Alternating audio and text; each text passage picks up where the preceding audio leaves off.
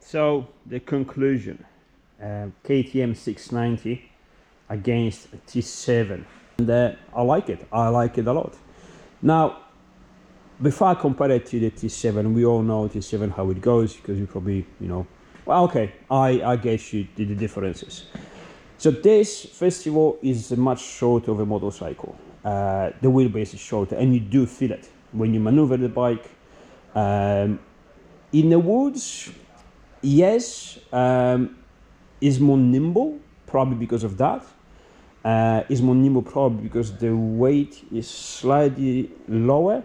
I think at the end of this video I'm going to do one thing. I'm going to put the bikes down on the floor. I'm going to put a scale, and we're going to see how much actually physically, realistically, you lifting between this bike and mine, which not completely fair because mine is lighter than 97, but it's good. It's a good comparison to do, just out of curiosity. Because there isn't, I don't feel there is much difference. I mean, there is a difference, but you don't actually feel it that much. I was surprised.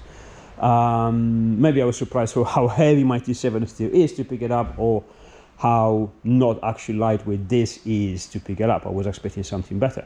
However, you do feel this bike is a little bit more nimble. Big difference? Actually, not too much. Now, between this and the standard T7, the bigger difference is that the ergonomics. You don't have a fuel tank. This is ergonomics of a dirt bike, so you can actually ride it like a dirt bike. You can put your ass literally here. You can push on the pegs. You can do all the techniques that are required. T7, unfortunately, with a big fuel tank, you have to ride it almost like a road bike. Any cornering that you have to put a weight on the front wheel, you have to do it standing up, because you physically cannot apply, you know, the techniques you should do it in the cornering sitting. It's just not possible. Hence, obviously, I've done what I've done on my T7, because now I can ride it like almost like a dirt bike. And so that is one of the biggest differences. And then this bike has plenty of fuel, plenty of carrying fuel, even on the side tanks. You know, you don't need that fuel tank on the top. So I think it's just aesthetics. Now they designed the T7 just to make it look good, because it looks fantastic, obviously, but practically different matter. So other differences: the bike is much more narrow. I already covered this, and you feel it. You feel it in both ways. You feel it off-road. You feel it when you move the bike left and right. It's more nimble in the routes. It seems to follow the route a little bit better than a T7. Again, not huge difference, but you do notice that. It's not a deal breaker, but you do notice that.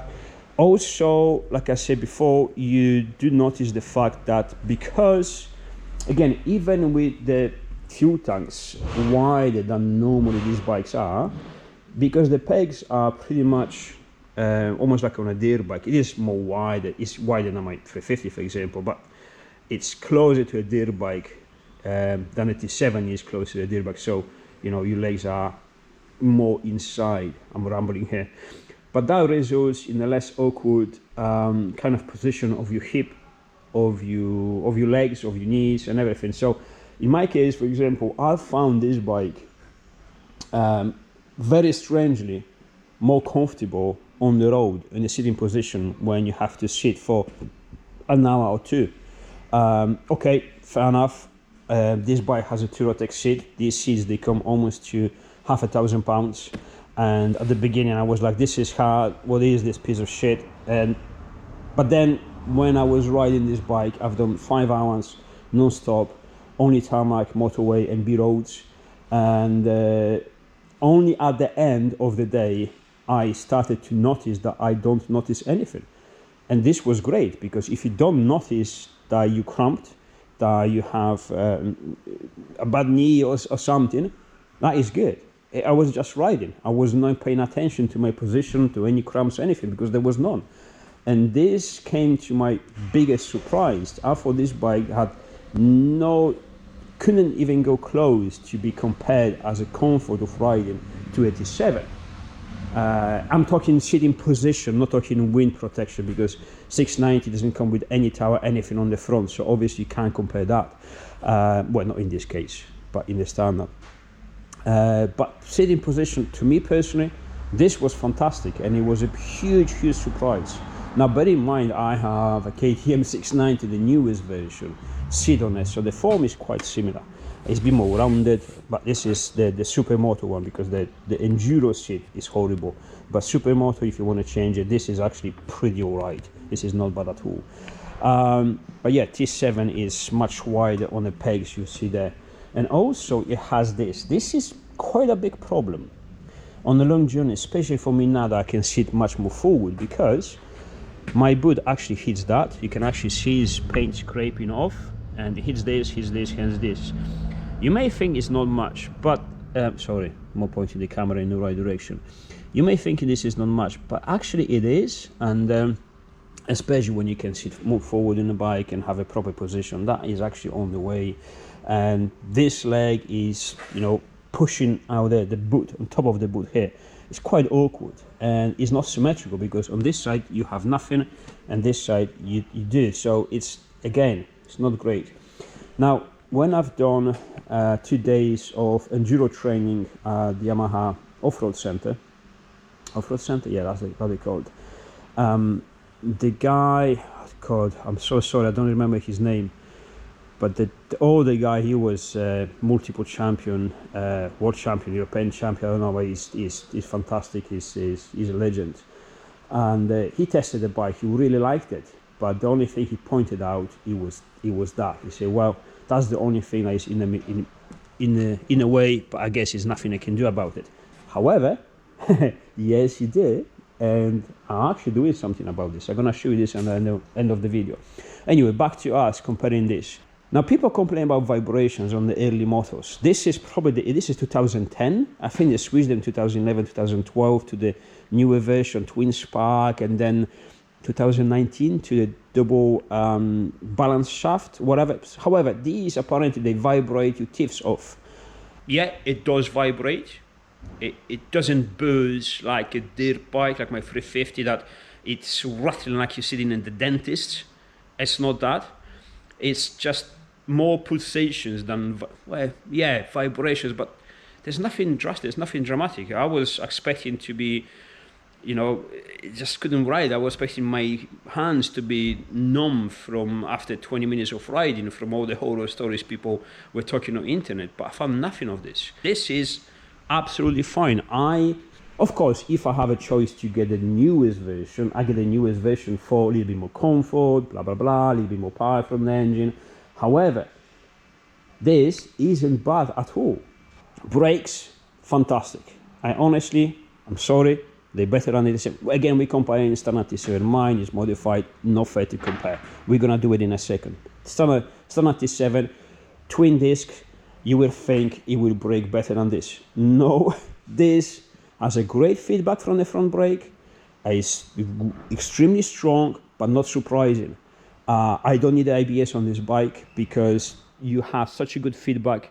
You have full control of the brakes. So some brakes, when you barely touch them, they just grip too much and kind of, you don't have that sensitivity. This have both of the worlds. It's fantastic, front and back. Honestly, it's great. The bad thing, people complain about the shifter. Yeah, shifter is shit, period, that's it. This is a little bit too high because you can't position this up and down with adjusted with the rod like on a T7. So you have a positions, and this can be either here or here, for example. Here is a little bit too low, here is a little bit too high. I prefer it slightly higher because I need to be comfortable with my boot to shift up, standing up on the bike, not sitting.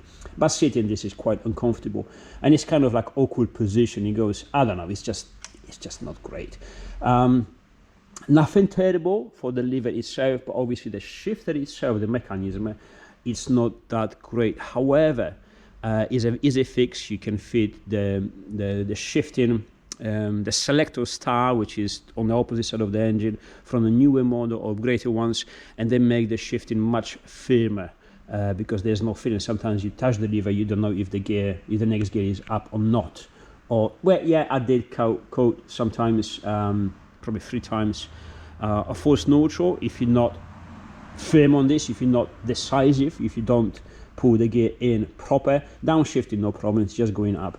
But again, that is something that if you know you're most likely going to avoid it. It doesn't happen after a while. You have this bike to misshift or cause the force neutral.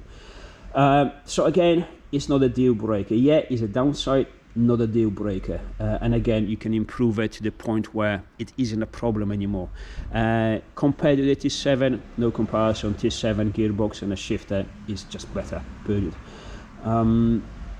What else people complain? We're not going to talk about reliability for a second. Wait.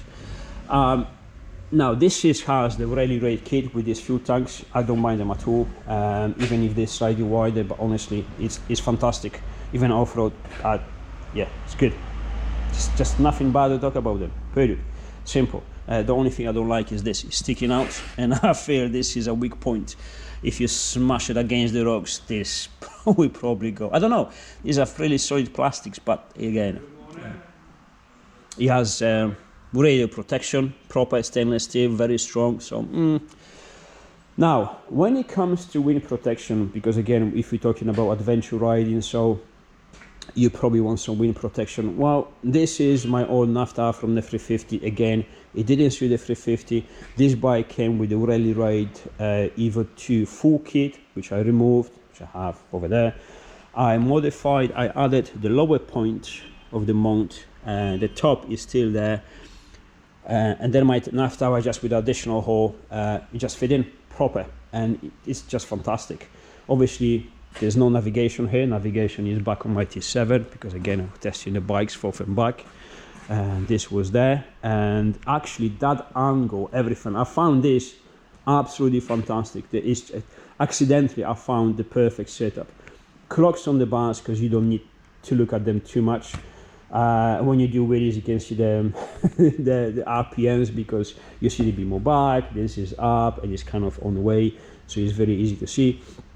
If you have to glance at your temp or your speed, no problems, because you're not doing anything crazy, so you can glance down, and it's not too far down, it's not here. And the navigation here at this like level just above the bars, at this kind of angle, it was just perfect, because it was here, because the mount is here and the tablet is here, just straight up there. Absolutely perfect, not too high, not too it's forth and back. It was exactly where you should be. Even if you're in aggressive position, or you have your helmet forward, that is not on your way. It's just, again, accidentally I found a perfect combination of this Nafta. I wanted to take it off and put obviously the whole kit back on to sell the bike, but it's so good. I said, you know what, I'm gonna leave it, because whoever's gonna buy the bike, if you don't think this is better, you're gonna put the whole kit back on and then replace it and get this back, because it's just good. You know, it may not look fantastic as, you know, this 2,000 pounds carbon fiber Nafta, but it's just perfect. These two lights, they work beautifully. They have a pattern, so they're legal on the road. They don't have the E marks, but they literally have the line on the light beam, so you don't blind anyone coming in front of you. And this fucker, this, like I always say, this transforms the night into a day. And because of this, it literally have this pattern here, so you can see everything on the side. So even in the woods, you see everything on your sides as well, not just in the front. It is fantastic. Anyway, comes back to us. This Nafta, which as you can see, is not great. Sharp edges, should be a little bit more curved, a little bit more taller, for more comfort. But with this, I think you are comfortable on the motorway up to 60-65 miles an hour, which is about 75 on a T7, because we know T7 is cheating. It's like it shows you about 10 miles an hour more than you're actually going. If you think you're going 70, you're actually going 60, 62 realistically. So that is realistic speed. So not bad at all. 70 is still bearable. After 70, you know, maybe something too low will be slightly better, again being picky. But that now is, you could compare it to a T7 as a comfort of the motorway, because of the seat, because of the riding position, and because of the wind protection, which is very little to add to any 690. You have so many products on the market to put the naphthas on the 690s. You know, you can do the job in probably a couple of hours to add the naphtha. So again, as adventure bike, I think they surprised me more than I was expecting. I knew they were good, but like anything else, people like to criticize more than pointing out the good points. And when you hear in the internet and go on the forums, it's just, you know, people are more likely to talk about problems, because if you don't have any problems, you don't have many reasons to go on the forums and talk about it. So the forums, even Facebook, usually is a concentration of the bad stuff people talk about, their experience or their bikes, or, you know, in general, because otherwise you just, why would you go there? You know, there's nothing to talk about. You just enjoy it. So the reality is slightly different, at least my perspective. And again, I took this bike when I had to replace the injector, do the filters, you know, fuel pump and all this stuff. But I'm still really happy with it. If I didn't have to sell it, I would be more happy. Actually, I am considering keeping this bike, but you know, I have to be sane. Too many bikes, not good. You know, I don't make that much money to keep all the bikes I would like to.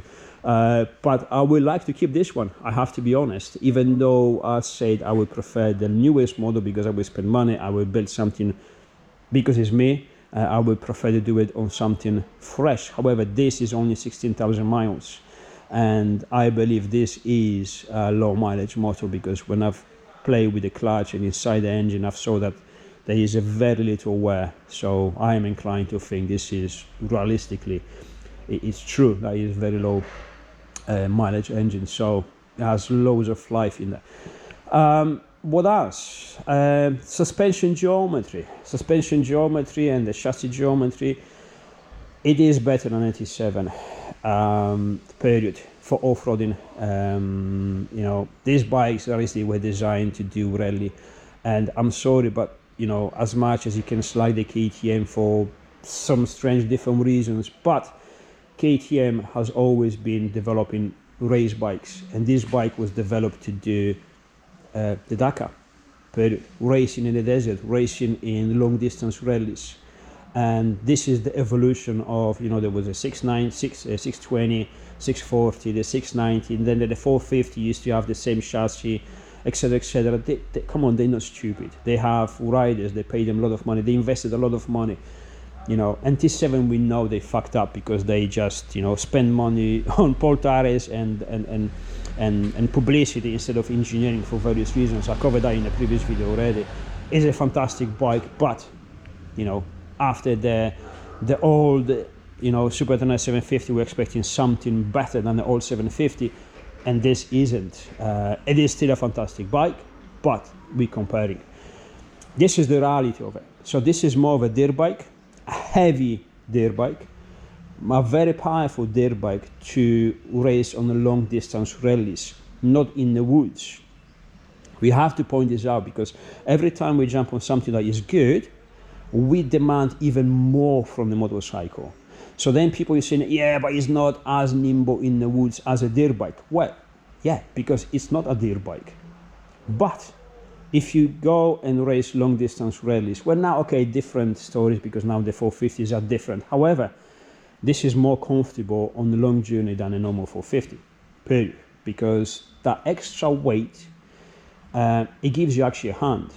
Now, people saying these are tool bikes as a seat, because you can see the distance between the bottom of the engine to the seat. This is quite technical, but it's quite a lot. You know, they could have fitted this engine higher and the seat lower. And this was my kind of concern, like why they've done it. I understand why they've done it now.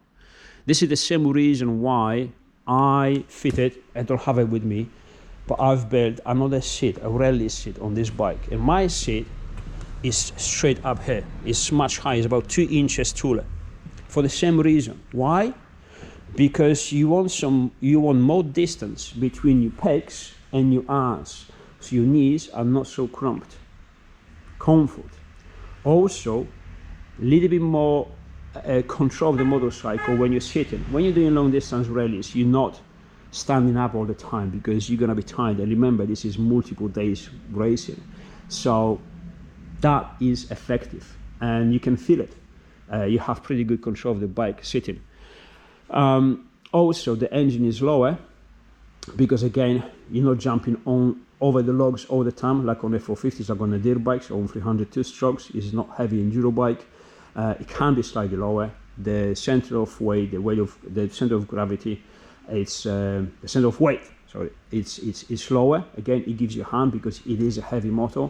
This is 700cc engine, almost. Is a big thumper. I mean, the piston is over 4 inches wide. That is a big fucker there. You know, so the lower it is, the better it is, and it is actually lower.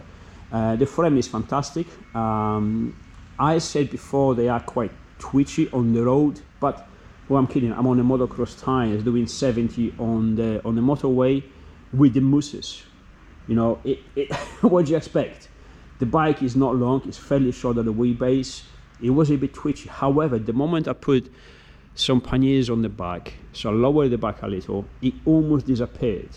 So I know they are sensitive to the suspension setup, and that is actually not a bad thing. But you have to know what you're doing, because it's a bit more of a specialistic bike. You don't jump on it and do whatever you want. You have to set it up to you, because again, it's more of a kind of race pedigree, if you want to call it this way. So again, being more specific, you know, it's a little bit more difficult to use, but it is easy to set up for you in the way you want it. Again, compared to a T7, for example. There is no other class of these bikes. I mean, if Yamaha had done one of these, same class, kind of, you know, it would be good competition, but no one does the competition to the 690 or 701. So that is what it is. What else can we talk about this bike? The sound, T7 sounds better. They don't sound bad. They sound awesome. They're very loud, especially with the open exhaust. Actually, too loud. This is the only motorcycle out on the DB Killer because it's too much. Period. Not that I don't enjoy it, but yeah, after a few hours you had enough. So yeah, but it does sound good. Roadworks. The moment T7 touches the tarmac, it becomes a road bike. Period. There is no comparison. That motorcycle, the heaviness, the top heaviness, the bulky maybe fuel tank or whatever. Again, not this one, but the standard one. It becomes a road bike. It's difficult to beat.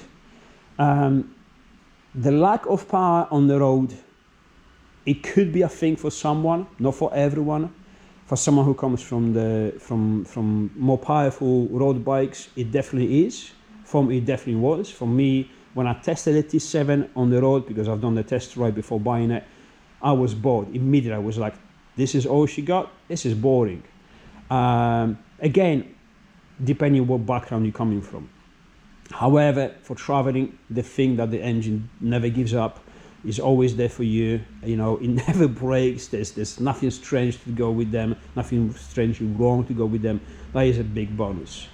But it's difficult to beat the handling of a T7 on the road, especially on the standard tires, or even on the off-road tires. This is a very strange thing. These bikes, they are very little sensitive on the type of tires you're riding. Of course, the grip is there regardless. That's according to the tire, not the bike. So you have to ride accordingly. But the handling of the bike handles great even on fully knobby tires, half flat tires, mousses, or air down if you have a tubes. They still ride fantastic on the road compared to the other bikes. Compared to this, for example, there's no comparison. That is a road bike once it's on the road. This is a dirt bike when you're riding on the road. This is a surprise because I was expecting a bit more, not stability, but the bike, again, this doesn't ride much better, slightly better, but not much better than my 350, and my FX 350 on the road on a knobby tires. You can feel the stability from the weight a little, but as a geometry maybe not huge improvement. So you feel like you're riding a dirt bike.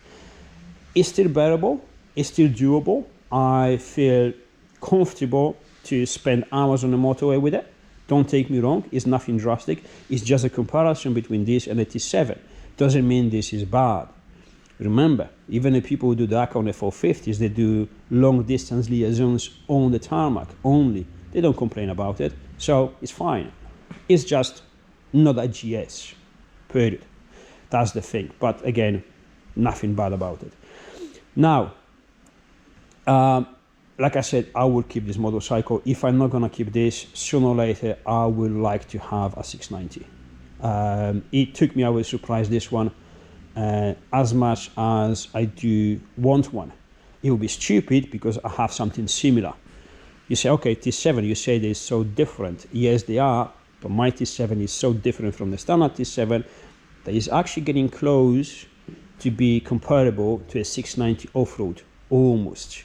Not quite, but almost. In certain situations, I think the T7 is slightly better than the 690. Mine, not the normal one. But again, they're so different that we like to have two of them regardless. We're gonna do the comparison of the weight once the bike is on the ground, because I think that's quite important. We're gonna compare my T7, a conclusion. If you haven't seen the old video that I've tested this, in the same terrain I've tested this, again, nothing drastic, nothing dramatic, just easy going, but a fair comparison, the same tires. I went to the length of taking these tires and the mousses, put them on a T7 and then swap them all around, including mousses, blah, blah, blah, you know, just to compare them fairly. So please go and watch it. Now my T7, okay. Brakes, fantastic. Not as powerful as that one. The feedback from these brakes are great. Those are more powerful because the bike is slightly lighter still, and this disc is slightly smaller, but the feedback is great from this setup. So again, it's great. The engine, well, it's difficult to say. This is a big thumper. Is more aggressive maybe in mid-range because it's a little bit more explosive power. However, this, in my opinion, wins because it's smooth, always gives you a hand. It's more of a kind of like a tractor-like on low RPMs, mid-range, and it tops up 10,000 RPMs. It screams almost like a road bike because it is road bike engine essentially, but the engine is always there for you. You don't need a traction control. People say it's underpowered. Well, have you ridden off-road? If you ride off-road, you know it's absolutely perfect. It's not too much, you don't miss power at all. It's just the perfect combination. The engine power characteristics are just great. When you turn it on, there's no clicking noise, there's no nails, nothing. It's very durable, you know, but just riding characteristics is awesome. The clutch, you can compare it now to the 690 because once you do this mod, you can buy them now. Obviously, I made them because, you know, cost me 5 minutes instead of 50 quid or whatever, so I do my stuff. So this lever is slightly longer, and I have the YZ450 or 250 clutch perch, same cable, new fresh cable, and you literally can pull it with your pinky. KTM, it has this pattern of the clutch assist. Again, pinky. This is maybe softer still, is extremely soft, the clutch on this. You never get tired on your fingers because it's assisted. The feedback is good, no complaints whatsoever. The feedback from the cable operated clutch is maybe slightly better. Yes, you do have to adjust it now and then, you know, on and off, but it's not a very big deal. But feedback is maybe slightly better. So I think clutch wise they are very comparable. Pluses and minuses on both sides, but roughly on the same page. Again, engine characteristics, I think the T7 wins. If you want to do both relaxed or aggressive riding, even though this engine is not aggressive as a 690, but the 690 lacks of what this has, and it just walks with you, you know, all the time. That engine doesn't work against you. It's just that this works with you even more. It's just a pleasure. It's pleasure to hear. It's pleasure to ride. It's pleasure to, you know, go up the hill just on the gas and if you have to play with the clutch and the throttle, it's just fantastic, period. Back brake is as powerful as a 690, so they are comparable. Now, this bike weighs about, again empty, 175, 176, 174 kilograms, somewhere around 175. This one, I clocked it with lighter exhaust with a naphtha just over 140. So arguably, it's about 30-35 kilograms difference. Do you feel it? Yes, you do, but not as much as you would think. Not as much that you will prefer one bike against another. The ground clearance, now with this bike, tell you something. Let's do it properly. Just don't take my word for it, because I don't actually know. Now this one here, 28 centimeters. Yeah. This one here, they both sitting on the wheels, no side stands, so the full weight of the bike. This one here is 29 centimeters, so 10 mil taller there. So I got a little bit more clearance there, but obviously again I have better suspension on the 690, so that particular one. So yeah, the ground, the seat height on mine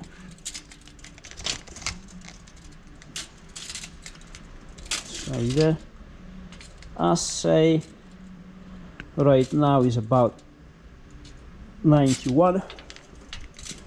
690 again with a two-deck seat, which is slightly taller, I think, is 93. Slightly taller here, not too much. From the pegs to the seat is 54.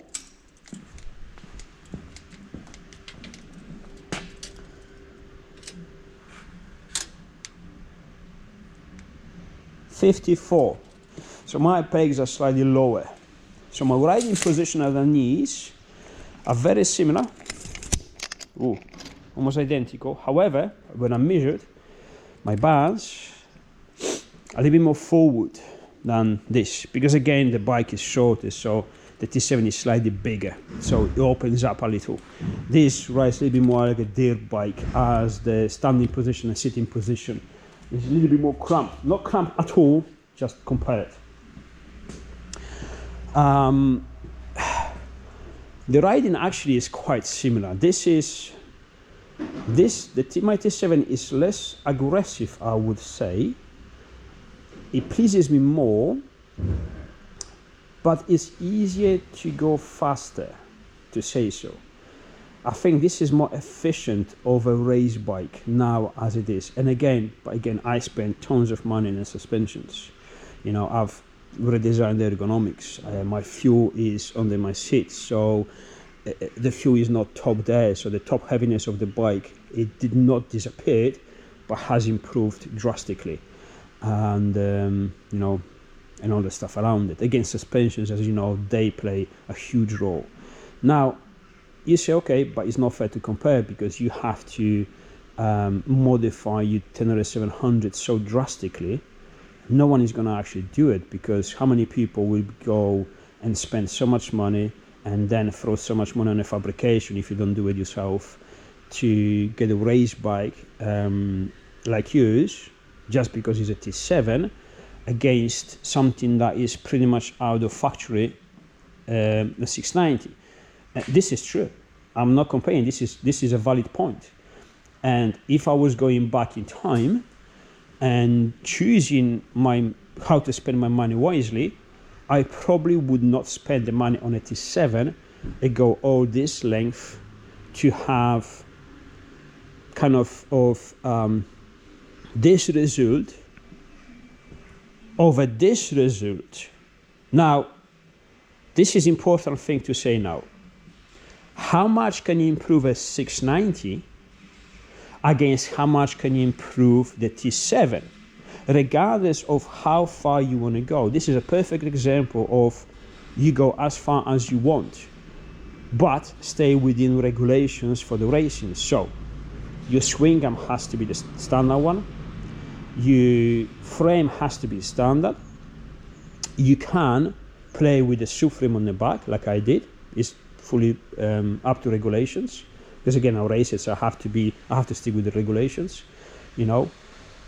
So this is as far as you can get. I can improve this bike even more, not too much, but again, this is my job. I like development, so I'm going to show you what I'm going to do next. This is as far as you can go, but you can improve the bike drastically. T7, there's a lot of improvement. Why? Because they fucked up a lot of stuff. A lot of stuff is done because the bike has to be nice. You know, this is not nice at all. You know, I like the form, but it's not refined. This is raw as you can get. You know, the aluminium tank is welded quickly because I wanted to test it. It's been 2 seasons. You know, the next one will be nicely refined and just nice. But you know, compare aesthetically, a T7 is a beautiful bike. This isn't.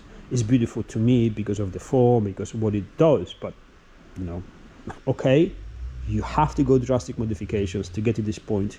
But this is probably the true potential of a T7. I'm trying to get there at least, and the bike is improved massively. So there you go. This is how far you can improve it. Maybe 30%, 50%. I don't even know how to put these numbers, but a lot. Now, how much can you improve a 690? I don't think you can improve it much, because your sitting position is already there, your ergonomics are already there, your fuel tank is already under your seat. Maybe too much on the back, maybe too high.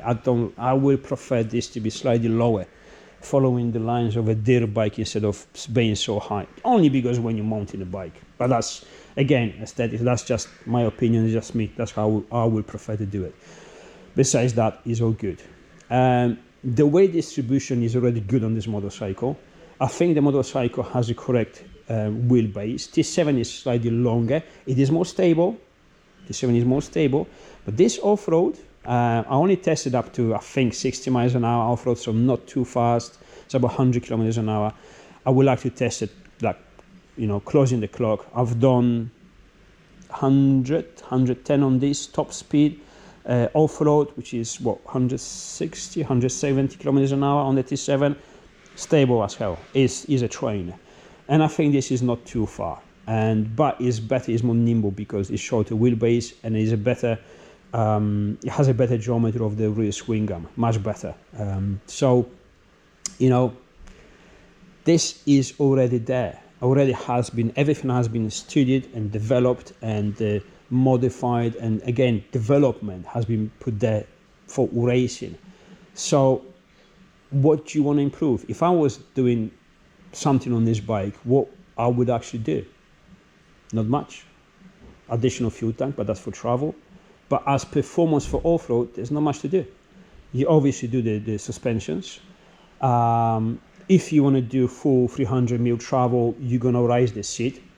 And it may be a little bit too tall at that point because they're already quite tall. Would I go 300 mil suspensions? No. I would probably keep 275. It's only 25 mil, only that much. I will keep it that way because I think that will be a great balance. Again, I'm talking racing, all, you know, heavy stuff as adventure bike and green lining and everything, heavy use. So there isn't much to improve.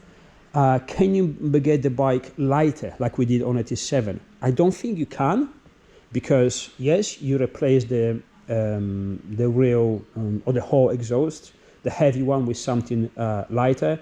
You remove, you know, the chain guard, you remove a couple of beads that are, you know, quite heavy on the bike, they can replace them. However, you have to put the bash plate, that adds weight. You have to put some protections on the radiator, maybe, if you want to, adds a little bit of weight. You don't have to change the suspensions drastically on a T7, so you don't add weight anywhere there. You probably don't have to change the wheels because they're fairly strong. They, you know, did start or whatever they call it. I don't know if the new bikes, they have the same good wheels or not, because when we go forward, it seems that quality goes down sometimes instead of up, but you don't have to add weight there. It's, I don't know, you stay probably roughly 145 kilograms, maybe 150 with everything on, with the NAFTA. So you kind of add tiny bit of weight if you do it for adventures on NAFTA and all of that additional stuff. T7 you remove. So the 7 you remove the stuff and you put more work to make it as close, as good as a 690 for off-road or for racing. This is already there.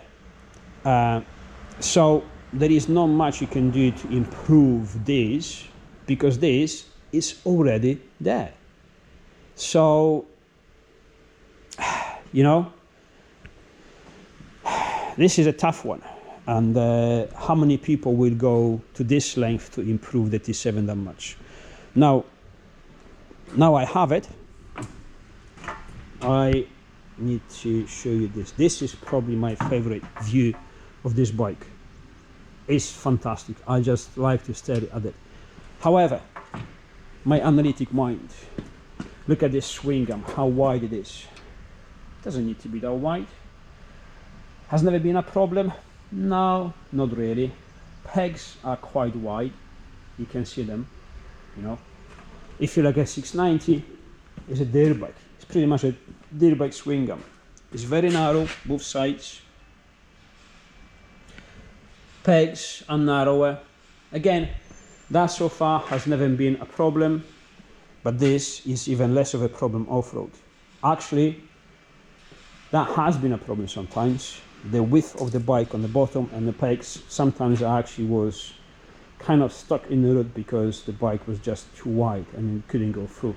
But we're talking the 1% of cases, but it may happen. This is just being picky. So even if this bike now, technically speaking, this is still a better motorcycle for off-road than mine in this form. Which one I prefer at this point? Well, I would like to keep both of them. I prefer this. I prefer this because after all the numbers that you read, after you hear all the opinions from different people, including myself, after all the theories, after all the analytic minds, after thinking that the engine is, you know, top heavy and all that stuff, at the end what you have to do, you jump on a bike and you ride it. You jump on that bike and you ride it. And everything disappears.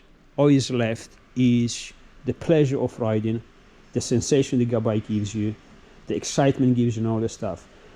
And this bike at the moment just wins, period. And I know it doesn't kind of make sense because I say that is technically better than 690 even now, but it isn't.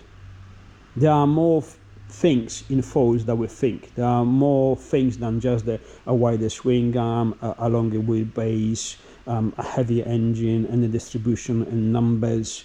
At the end is the result, and the result is this bike on paper is not as good as that one, but I prefer riding this, and I am actually more efficient on this than on that one, on the same terrain, same tires. That says a lot.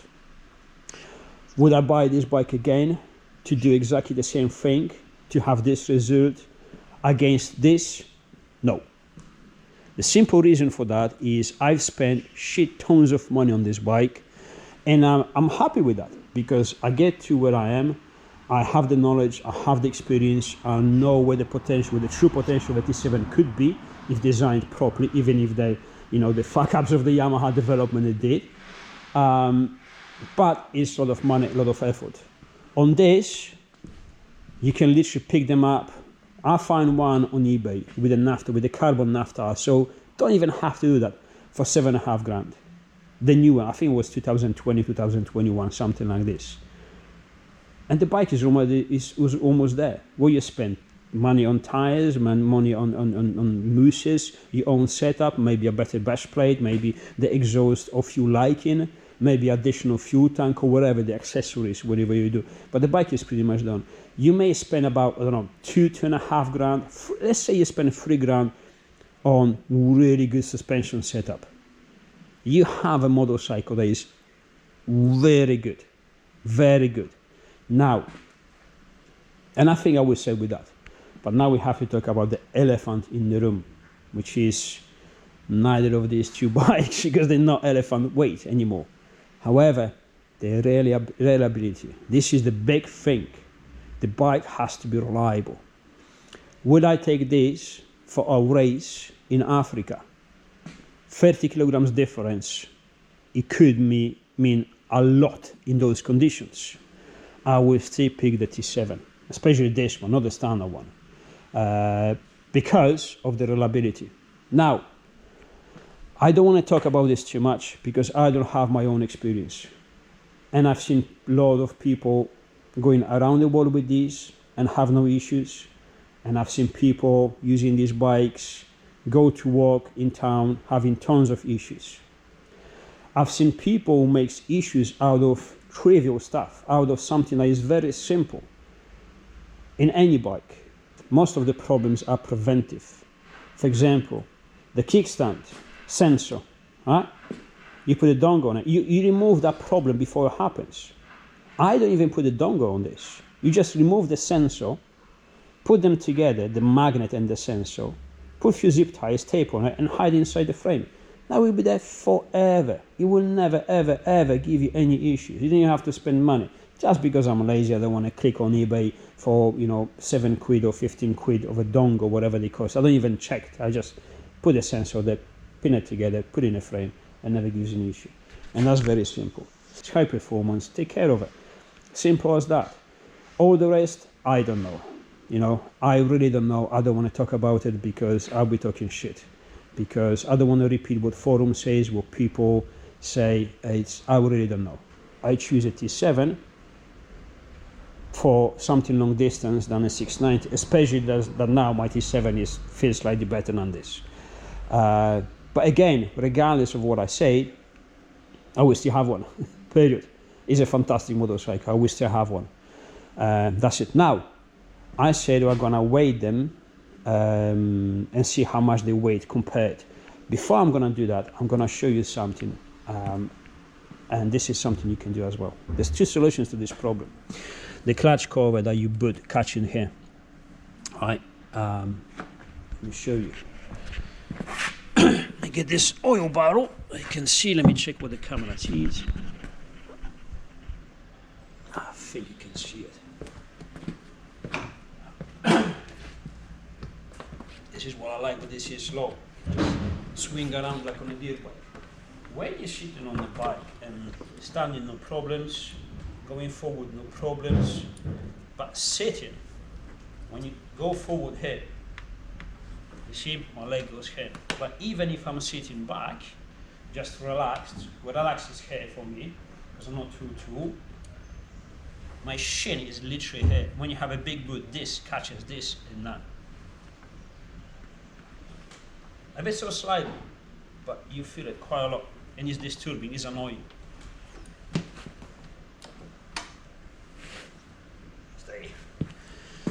So, in order to solve this problem out, because Yamaha knows this, they give you the whole clutch cover, GTYR kit, which is cool, is CNC, blah blah, I think, and is in two pieces. So the clutch cover itself can be removed to change the clutch inside without removing the water pump and all that, because they say you have to drain the water pump and everything to remove this cover. Fair enough.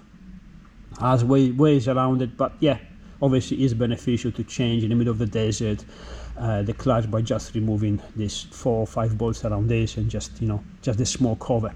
Great, no problems. However, it's I think it's 1,900 euros or almost 2,000 euros with shipping. That's ridiculous, and obviously I will not doing that just to remove this. If I had a lot of money, I was still not doing that for the principle. It's ridiculous. But I still need this to be sorted out. So for some of you guys who have a lot of money and you want to put a blink on the bike, do it. I'm not against it. I'm saying I wouldn't do it, but it's a solution, and it's a great solution. So this is not here. It's nice and smooth, and the clutch kind of base with the bearing and everything is not here. is actually moved forward, is roughly here, which is exactly where you want it, is out the way of your boot. This is nice and smooth. If this was just this, without this here and without this would be perfect. So you're kind of removing the last kind of annoying thing on a T7 that is there to make it kind of almost perfect. This being here, period, or lack of this, but this here. My solution, it's like, hold on, this is round. If I manage to remove this from that part, you see this is one piece, and cut this around it, may I just clock it, and then obviously this be here, I have to make a space for it somehow, and then weld everything back together. I mean, yes, I have to cut it, so it'll be like 1.2 mil of a gap that I have to remove, but there's plenty of tolerances inside. That might work. So what I did, I bought one. I found it. So what I did, you see what I'll show you this way. You see what I mean? Now you have to obviously cut in the top. It's quite easy. It's nothing difficult. You just have to be precise, because you know you want still this to be true in the middle and not on the angle, so you have to be precise. But you can do it with the angle grinder, really. It's not that dodgy if you're precise enough. But you have to remove this part from this part, so you have to kind of find a way to cut it out, which is like kind of one piece, because this is structural. This has to be intact with the rest of this. This has to be this way. So the way I've done it, because you have to remove the shaft that goes here, the leverage from the clutch, and there is a bearing inside. So what I used that bearing to my advantage. I machined this piece here. Let's see what you can see. This machine here is 15 millimeters diameter, is about 30-40 millimeters, 35 millimeters long. That goes inside there precisely. It spins with the bearing. Now the bearing doesn't want to spin, I'm not going to force it because debris of aluminium and everything, dust, so I need to clean everything. And then there is a 7.5 millimeter drill bit, which is one of these for the how do you call it? Well, you can see it, you don't have to call it. And this then, so this bearing adds like a guide for this to go straight around it. And this one here is the 35 millimeter diameter outside, or 1.3/8 of an inch, or 35 mil. And it happens that the inside diameter is exactly the diameter of this. You can see it scraped the paint, but I didn't remove any material outside. It's just perfect to remove it. And it removed this very neatly for the rest of the case. Now obviously I already marked this, have to be here, and you have to diagram this nice and steady, you know, take your time. There have to be no gaps, because when you're gonna weld it back up or bring it to someone to weld it up, if there is any gap, the material will pull. You don't want any of that. You want everything to be kind of neat, sitting, touching the material when you weld it up. When it pulls, it doesn't work, it doesn't warp anything, because this still has to be precise, and it's a thin aluminium. You don't want any warpage. Warpage is that a word? So this is quite simple, really. Inside they look like this, obviously all the reinforcements, blah blah, but obviously this has to be in the middle. So what that will do, it will give me, instead of this will be signed roughly there. So you can see that and that will be here. So when my boot is, so this is the angle, there's nothing in the way. My boot will be actually here. So essentially, I'm not saying it's exactly the same solution as a GYTR setup, because GYTR setup is better in terms that this can be removed without removing this. And obviously the clutch mechanism itself, this one here, I don't know if it's part of this or not. Anyway, regardless, it can be removed to change the clutch, so this is not here anymore. However, for me this is not too much of an importance, because how often you doing the clutch on a T7? They're so durable. I've got over 8,000 miles now, abusing racing and everything, and the clutch is still right. I got a new clutch because I think it's time to replace it before it gives me any problems, but it's still fine. So I don't see that being such a big benefit to spend nearly 2,000 euros on this. And again, if you could spend money to do it, just do it, because it looks cool. You know, it says GTYR on there, so it's like, ooh, shiny. But besides that, okay, so it comes to actually 60 kilograms with the KTM. Now what I use this plank a little, because I want the bike to actually rest on the tires in both cases. And now the peg is touching there, but you see the bike is not resting either on the stand or on the peg. It's still kind of bent inside, because it wouldn't be fair if we obviously raise the bike or something in the middle, because the weight is going to change. So 60 kilograms.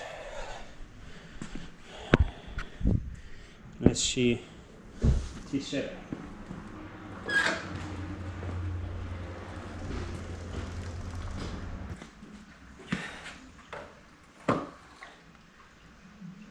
Okay, so same story. Peg is folding down, but it's not resting on it, so you've got plenty of space to fold. Everything is in there, just tires.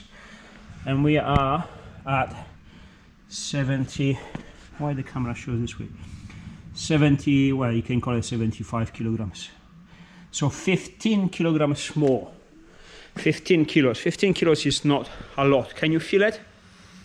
Oh yeah, you can. Not too much though. That's what I'm saying. The difference is not that big. I'm gonna put the bike there. I'm gonna put it on the ground and lift it. Not completely dropping it. Down and up, down and up. Because people say, how many cans you can lift it? Once you get tired, it is then when 15 or 30 kilograms could make a difference. And I agree. Let's find out. So once I get tired of this, I can't lift this anymore. I'll be on my last, obviously, 5 seconds or whatever. And I'm gonna put it back, and then we'll see how many times after that I can lift the 690 still. The rest period is gonna be quick, maybe 30 seconds, just the time to remove the T7 from that spot and put the 690 in. So not quite fair, because you have a rest, but then we see how far we can go with that and see how I feel about it.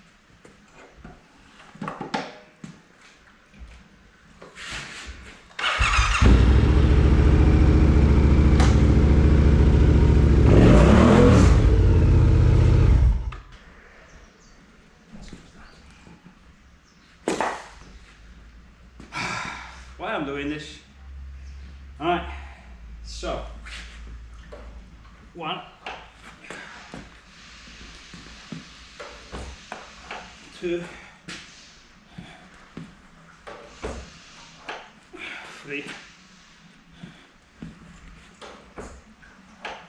4, 5,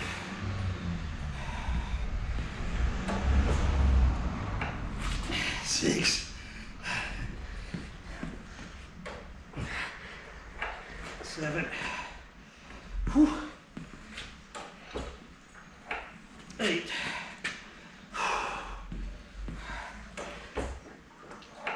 9,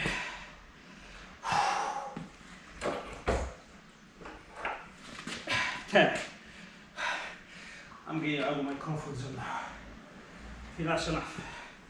And bear in mind, this is putting it back down and up, not just lifting it.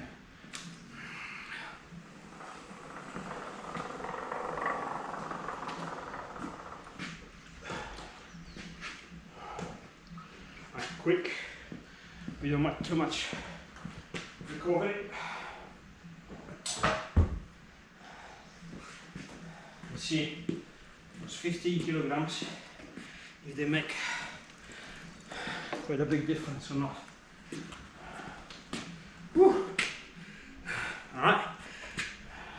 rest. 1, 2, 3, 4, 5, 6, 7,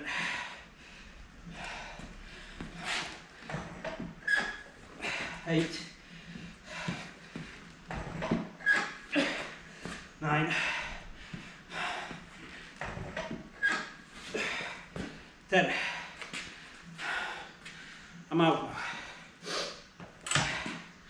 Think. Woo, Jesus. I should sit down before having a stroke. Jesus. I'm gonna put you here. So, whew. I think it's not completed 10. On the 8th, I think I will reach the point of losing my energy as much as on the 10th of that. But this is already after. Let's see how much energy I got left. If I can lift the T7 once more time.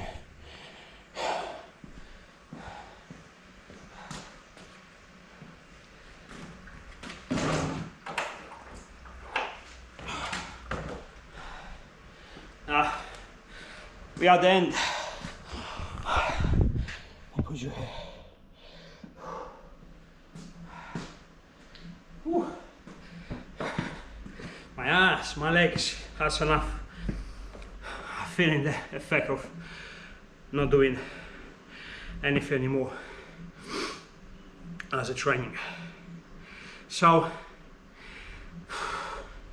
lifted T7 10 times before feeling out of energy. Straight after that, after maybe what, 20-30 seconds, you can see probably better than me, lifted this to reach the same lack of energy level 8 times. The last 2 they were on my last streak. It was more, I was pushing more than pushing that. So yeah, that 15 kilograms, it seems like you do feel it. Yeah, as a good exercise, because I say you don't actually feel that much of a difference. But it's a fair point is when you not tired, or if you have to do it once or twice. But once you're out your breath, and when you do an enduro, this is your energy levels, you barely hanging yourself on the bars. And when you have to drop the bike down, which I did 2 years ago, down to dusk, I was praying to God not to drop the bike. I was fighting the mighty God to do everything right, all the techniques right, not to drop the fucker. And it has an effect on your techniques because you're scared. And when you're scared, you know, you're not committed. When you're not committed, you're making mistakes. So it's kind of counterproductive. However, I knew that if I drop it, when I was out of breath already, I would not be able to pick it up, because remember, this is concrete, flat ground, no slippage, no leaves, no mud. Bike is not upside down on your legs. So I guess this was a productive test. You do feel a difference. Pick it once or twice, not much, but if you're tired, I think I will be glad to be on a 690 instead of a 7 of a T7, even though that one weighs considerably less. I should do it, I'm not gonna do it. Fuck that, I'm not gonna do it. I should lift this 10 times and then see how many times I can lift the T7 afterwards. I bet you as it will be 2-3 times. It's a good warm-up. So yeah, again, you have to understand, people who have the T7, we brag about T7, majority of them, how is the best bike in the world. The people with the 690, we brag about exactly the same. People with the 890s or Desert X or Aprilias, whatever you have, usually brag about how great the bike is because you fell in love with it. You see all the good positive stuff. I'm not like this. I'm not biased. I love my T7. I put a lot of work into a lot of money, and it's an awesome motorcycle. But I also can appreciate the good from the older bikes. I have my analytic mind. I have my engineering mind. I like to see the good stuff. I like to see the frame geometry, the way they design it, the way it make your life easy if you have to walk on the bike. I mean, I had a problem with the injector, which I replaced it. I put a brand new KTM injector on this in the middle of the road. And I had the seat, the fuel tanks, injector in my hand. Within 10 minutes, not rushing, taking all my panniers out, taking my tools out, taking the seat out, which is 1 second, taking the fuel tanks out, which is probably 1 minute each, not even that, taking the air filter out, which is probably 2 minutes, and taking the injector out, which is probably another minute and a half or 2.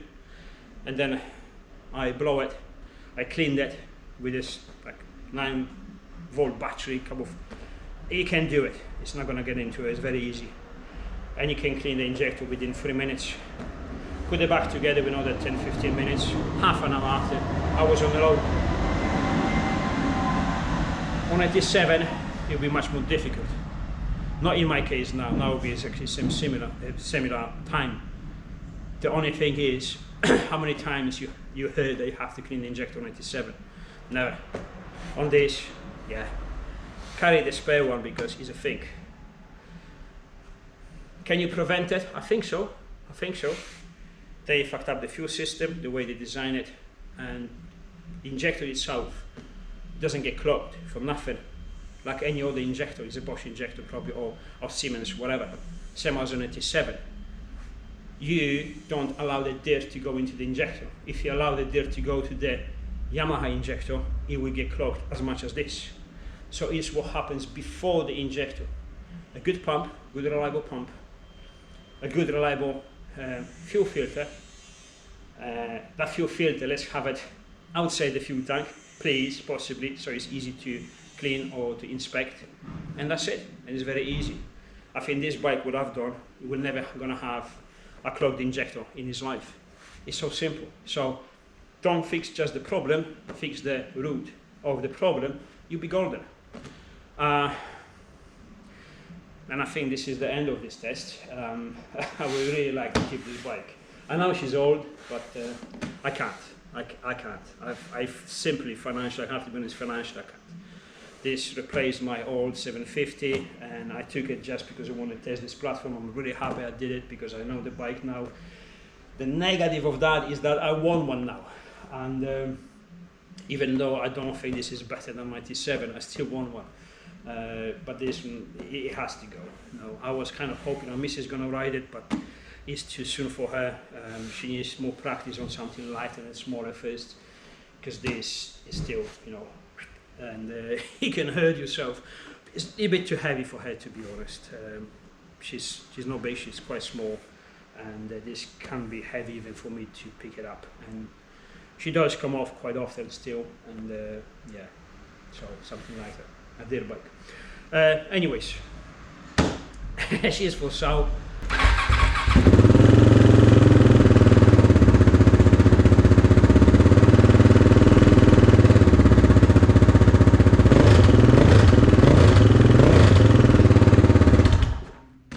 It's a good bike. Really is a good bike. But and I have all the, you know, Evo 2 Rally Ride kit for it, the nav tower and then the panniers, well not the panniers, the fairings and everything, as you can see. A lot of blinking, a lot of stuff, exhaust, new tyres, new brakes, suspension, the forks on the back is alright, it's good, nothing wrong with it. The front I've just rebuilt, it's brand new.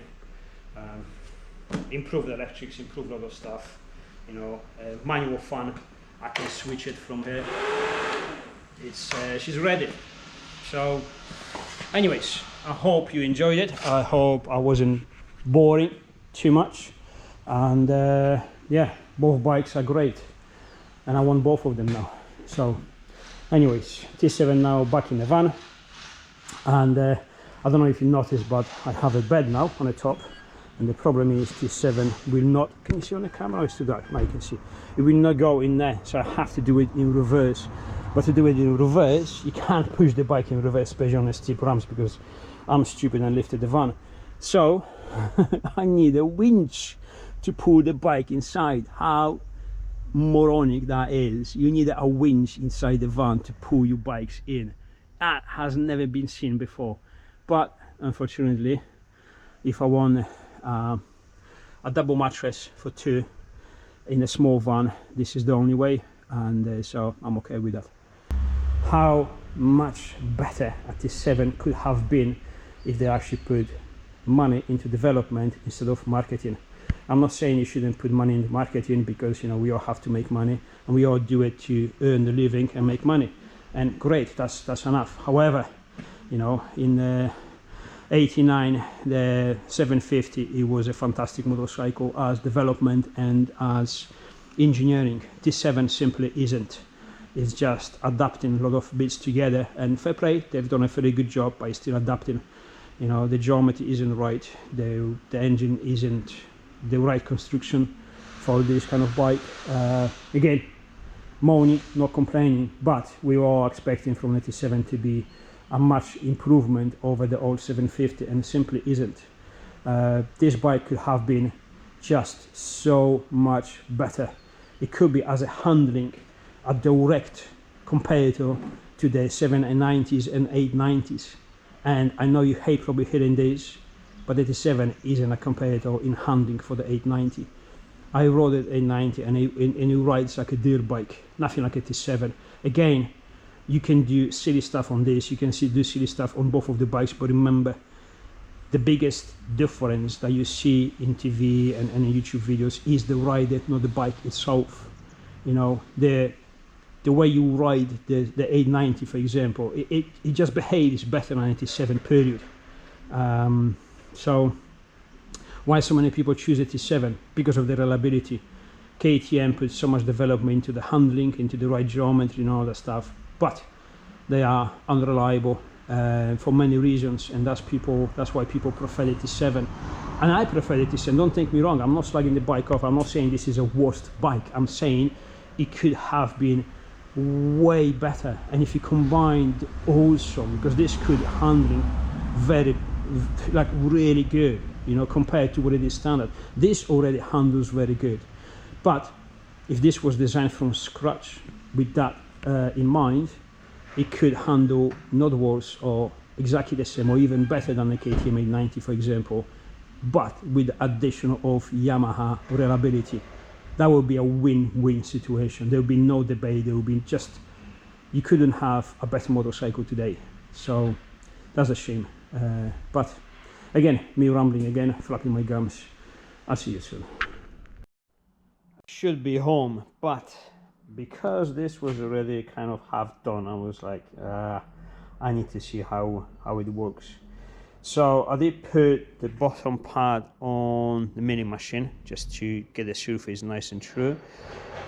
There is a way to put this under the milling machine just to get, again, that surface nice and true, but we'll have to drill the holes and a bit of a machining. I don't really have time for that. Plus, I think I was good enough, so it's like, you know what, let me just try. And yeah, it's alright. It's just a quick job to see if it actually works. I could have done a much better work on this side. I started weld that plate and it should have made kind of like a disc corner here, and it didn't. Yeah, just rushed it. Fuck it. I mean, it's functional anyway, it just doesn't look as good as I wanted to.